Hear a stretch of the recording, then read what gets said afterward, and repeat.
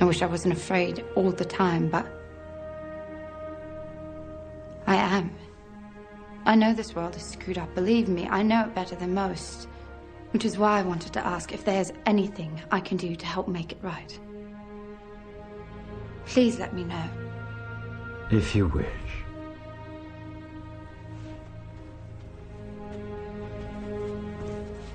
Be very manifestum fifus fisi. By the power of truth, I, while living, have conquered the universe. Personal motto. From Faust. That's about trying to cheat the devil, isn't it? It is. And speaking of the devil, I was wondering if your offer to help was still standing. Of course. It appears that unforeseen circumstances have accelerated my original plan. As a result, I'm in need of someone with some theatrical skill. I'll do my best. I believe you will. We are consciousness. All that is, has been, and ever will be. There is nothing to fear. Whatever happens, we are always that. Mind fears, because it's programmed to fear. When we're conscious, there's no fear in this. It's a shake of the head. Pathetic. Pathetic. Pathetic. And we need to do this. Compliance. We need to challenge that. Not with violence, not even with aggression. We just need not to fight it. We need to walk away, because without our acquiescence, it cannot survive. You know, when you look at a pyramid, we've been manipulated to believe the power in a pyramid is at the top. It ain't. The top of the pyramid is there because the rest of the pyramid's holding it up.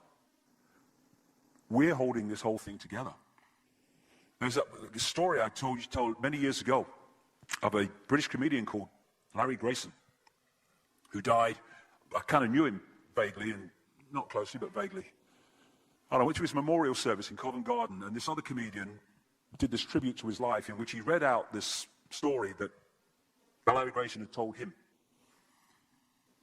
When they were going around the variety halls and the theaters in the 60s, they had this all-male show. And Larry Grayson was the only woman in it because he's dressed up as a woman. And he said that the end of the show, the last scene, all the sailors, all the men came on dressed as sailors, and they were singing Rule Britannia. You know, Rule Britannia, Britannia rules the waves. Oh, I'm very pleased for you. Okay? And as it built up, Larry Grayson would come on dressed as Britannia with the helmet and the shield, and he would be manhandled up the side of this pyramid to the top for the big finish. And he said one night, he said things seemed to be going rather well. He said, and then I noticed that a sailor in the bottom left-hand corner had got rather a cough. And this cough got worse and worse and worse to the point where the sailor couldn't stay in the pyramid anymore and stepped out of it. Larry Grayson, symbolic of this elite at the peak of the pyramid, ended up in the second row. And the elite, the power center, had done nothing to bring about this. One sailor, the bottom of the pyramid, had got a cough. And the whole thing collapsed. And I listened to that and I thought, my God, yes, that's it. We, the powerless people, are holding the powerful people up there, and they know that. They're terrified of us realizing that. Do you remember that movie, animated movie, A Bug's Life? A Bug's Life with the grasshoppers? And what happened was there was these ants, an ant island as they called it, and these grasshoppers used to come every year and take all the food, and the ants had to spend a whole year gathering the food together for the grasshoppers because they were terrified of the grasshoppers. There weren't many of these grasshoppers, and one day they're in their winter quarters in a tree, these grasshoppers, and they've got all the food they need, and someone suggested among the rank and file grasshoppers that they didn't need to go to Ant Island this year because they had all the food they needed. And then out came the leader of the grasshoppers to tell them the facts of life, and the few are going to control the many. It's a wonderful speech. If you ever can see that movie, A Bug's Life, I do recommend it. And he said, basically, They outnumber us 100-1. And if ever they figure that out, there goes our way of life. So we have to keep the pressure on, basically. We have to keep them working, so they don't figure out where the real power is. And that's why this network of manipulation works so hard to keep us in these states.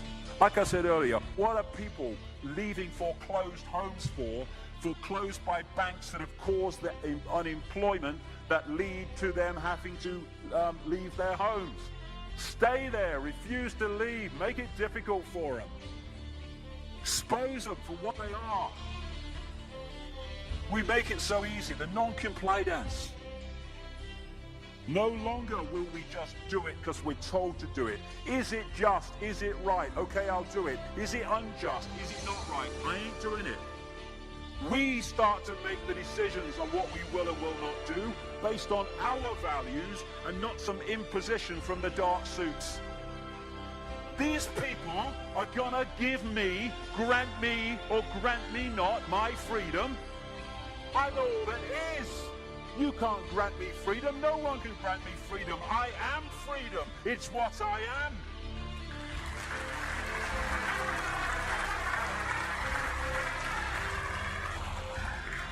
The big question, what would consciousness do? What would consciousness do in this situation? And when we ask that question, it really just changed the way we see the world. Not what would I do, mine, right. What would consciousness do? You know, this is a great line. If it's not right, don't do it. If it's not true, don't say it. And what would transform this world overnight is if we started doing what we knew to be right in the situations we face, instead of what we think is right for us in the moment. Not what are the consequences for me, or what's the best thing for me, how do I get the best deal out of this? What is right? What is just in this situation? If we started making decisions based on that, the world would transform overnight. These are very simple things. If we want a world of peace, then we need to be peaceful. We don't need to fight for it.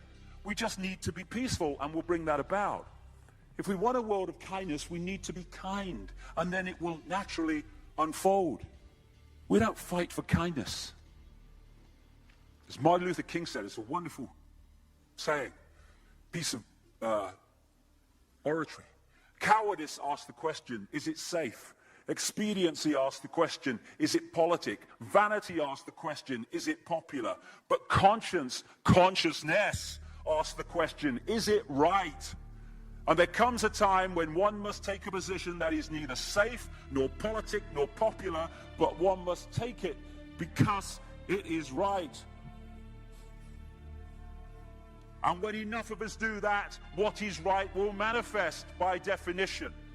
And we're in this position now where this vibrational change, this energetic change is taking place, where we can start cracking these eggshells, where we can start becoming the full magnitude of who we are, where we can be consciousness in the now, using mind to experience this reality instead of being governed by it, turning the key to let consciousness in.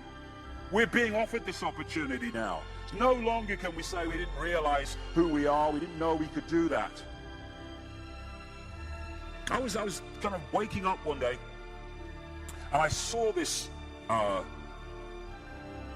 earth imprisoned, and I saw this big lock and a key going in and being turned. I went on the internet just very shortly afterwards. I was looking for a picture, not this one, and that's what I saw. The picture I'd just seen in my half kind of sleep. And that's what we're being offered the chance to do now, to turn the master key called becoming conscious that will bring an end to this. It's being given to us, we just need to take it. And to take it, we need to say enough.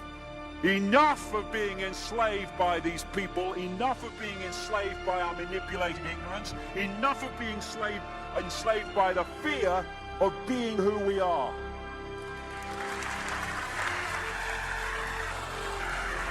Enough!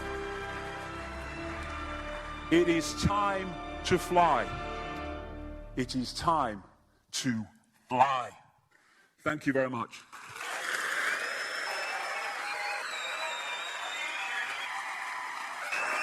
Thank you. Thank you very much. Thank you. Thank you. Thank you.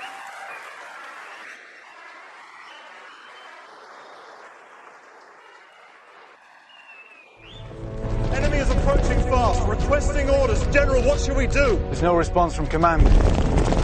Or from party leader Creedy.